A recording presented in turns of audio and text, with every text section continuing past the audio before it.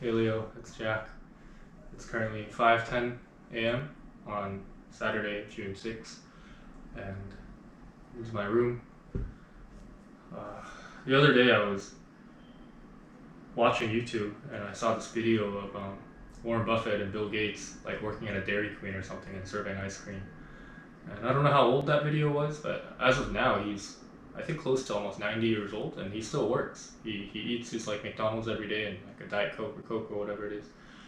And he's very much I think he seems healthy and he's still very much enthusiastic. He goes to his yearly investor meetings for Berkshire Hathaway, and this is like in great shape. I feel like mentally, and I want that. When I grow old, I also want to have all my memories and all that stuff there. But basically, the thought that I had is, um, I realized that he just seems very happy, and I think the reason he's healthy and still working so well is that he probably lived like quite a stress-free life. I don't know because I'm not Warren Buffett. I can't really speak for himself, but I just feel like watching his interviews and his documentaries and stuff, he just seems to have had a quite happy life and he genuinely enjoys the work that he does.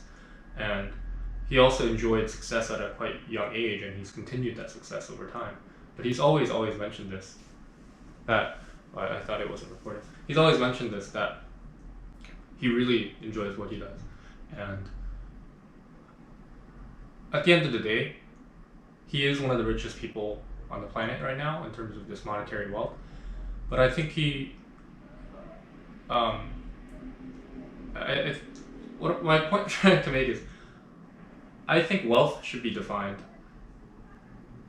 not necessarily by how much money you have, or at least this is the way I see it. So everyone is entitled to their own opinions, but for me personally, I define wealth as however how many like how much experiences you have. So by the end of your life, if you look back at your life and you just think to yourself, "Wow, I had a very full life. Like I had a lot of memories. I was loved by a lot of people, and I loved a lot of people, and this was just a great life." I think that person, no matter how much money is in his bank account when he dies, has probably lived the like wealthiest life. And so right now, if you look at the richest person in the world, I think it's Steve. Yeah, I think it's Jeff Bezos. Um, Somewhere north of $100 billion. Let me see. How rich is Jeff Bezos? Here is information from Wikipedia. Jeff Bezos' net worth. The net worth of Jeff Bezos Okay. is $149,300,000,000. All right, $150 billion. I can't even fathom how much money that is, and a lot of people probably don't. I don't even know if you can spend that much money in your lifetime. But anyway, if he just genuinely enjoys what he does, and I think also Jeff Bezos too really enjoys what he does, then he would have had a happy life. So my goal is to be one of the wealthiest people on the planet, and in a sense of my definition of wealth. So the way I see money and all that stuff, it's always a means to an end. It's never the end goal. I just see it as the ultimate tool and the ultimate medium to make more things. And again, at this stage of my life, it might change later. So if I'm watching this later, my life might, the goal might change. Maybe it's philanthropy, maybe it's like trying to get us to Mars, like whatever it is. It probably is different every stage of my life, but as of right now, I really want to rack up as many experiences as possible in my head, in my brain. Um, and I call it brain loading. And it also helps with my work.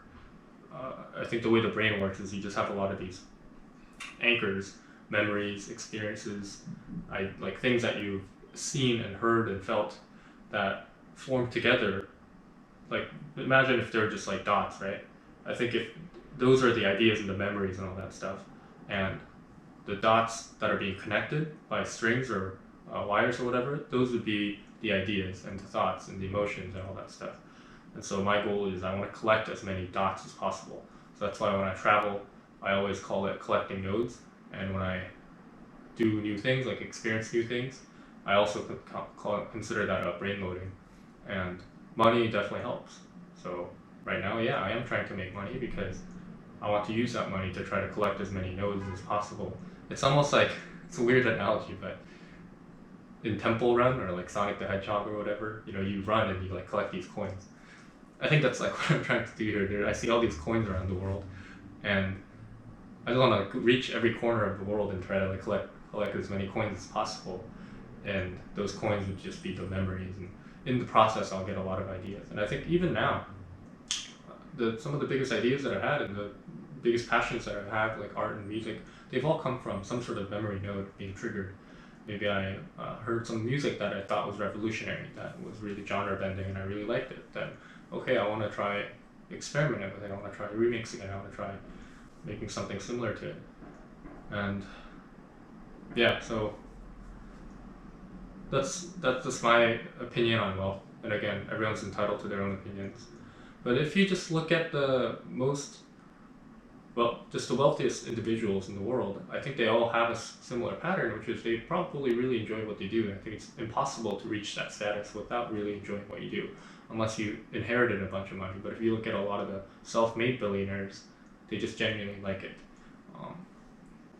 Even Elon Musk, I bet he really enjoys what he does. He strikes to me as someone that maybe is under a lot of pressure, a lot of stress, and maybe it's because one of his companies is public and it's always scrutinized, and maybe he regrets it, like taking it public. Right? There was no option but now he's mentioned several times that he wants to take it private. Right? I wouldn't want to be in that situation. I think where it hinders my vision of like creating or whatever. The goal of a company, especially a public corporation, is to maximize investor return. And you have all these stockholders that put money into you, and they expect to get something out of it. They expect the company to grow. And so every quarter, CEOs are all under a lot of pressure, and sometimes there's economic downturns. Right now we're in a big recession. There's a lot of unemployment. There's just no way for the economy but to go down. People spend less. But that in turn also brings down the morale of the employees and also the founder. And maybe right now I should make a vow to maybe never make any of my companies public, but it's a little bit too early to say it. So going back to the original point, I don't really want to be under a lot of pressure like that to like perform for other people. I just want to create and have the products that I create help a lot of people and make things useful, make things more intuitive, and progress our mankind forward, I guess. And again, collect as many things as possible along the way. So who knows? Maybe one day I will end up accruing a lot of monetary wealth, and certainly that is one of my goals because again, it lets me do other things with it. But it makes me also think about what happens when I'm not here. So with all that money, most billionaires, I think, have signed some sort of pledge to give all of it away, like 95% of it away. I think I'll do something very similar. Maybe I'll create like a separate, I don't know, I was envisioning some sort of public thing where whether it's like a nonprofit or whatever, where it could give grants to people that are very passionate about what they do. Because at the end of the day, I believe that people who are the most passionate and able to do something will be the highest chance of pulling something off. You have to incentivize them in the right way. You have to identify them. You have to equip them with the right resources, and then you have to finance it, and all those things. And that's like my vision of what I want to spend a lot of my later part of my life doing. Because I think in turn they could go and do a lot of great things, like make a lot of change and help us move forward.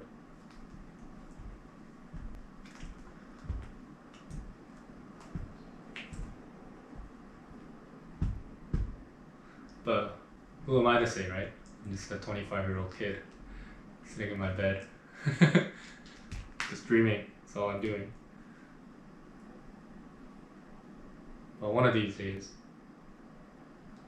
I hope soon, one of these days, I think it will all happen. Everything that I'm thinking of, and then some, it's going to happen. I've just wanted it for so long. I keep thinking about it in my head of being in a position where I could, whenever I get an idea, having really, really talented people that are very good at what they do. Like work with them to make it happen. You know, if I get an idea right away, the next day I want to call on my best designers and engineers and try to figure out this problem. How do we solve this? Just keep trying and trying and trying until it works. Because ultimately, with absolute conviction, right? With absolute conviction that something will work. You just keep trying almost an infinite number of times and you keep iterating and eventually you will get there. It's how evolution works. It's how success will work. And I'm thinking a lot right now. I think I almost think too much to some degree. I write a lot. It's all in my digital archive. Sometimes I think maybe it's wishful thinking. Sometimes I think like, oh, maybe I should be spending this time that I'm like thinking of daydreaming of the future on actionable items. But I think it's almost necessary for me to continue to think and motivate myself. And it's like an engine. It's like a perpetual engine that needs to be running, otherwise I lose balance. I guess it's more like a gyroscope, right? Something needs to be constantly spinning to keep me level. As soon as it stops spinning, it's like a bicycle, like it'll tip over. And yeah, I don't know how I ended up with this topic, but yeah, I think I saw the Warren Buffett video and then I was just like, this guy seems super happy. Like if I was in his brain, like just imagine all the things that he's done and experienced. And he also seems to have a very loving family and yeah, it's cool. It's cool to see. It gives me something to look forward to, I guess. And I just want to be the most, again, I'll end it with this. I want to be the wealthiest person in the world, but in a sense of experiences. And maybe if there's a way to do that and be the most experienced, happy person without all the money, sign me up, I'll do that any day. Just right now I just see that as like a way to, I guess another thing besides money would be like leverage or influence. But it's best if it's combined with both. If there's someone who, like a leader who is well capitalized, even if it's not their money, if they're able to pull together money from other investors who believe in you, and you have a vision, and that person has a vision, is able to act upon it and call together a bunch of passionate people to do it, that could work too. Anyway, I'm just repeating myself at this point. I'm going to end this, but I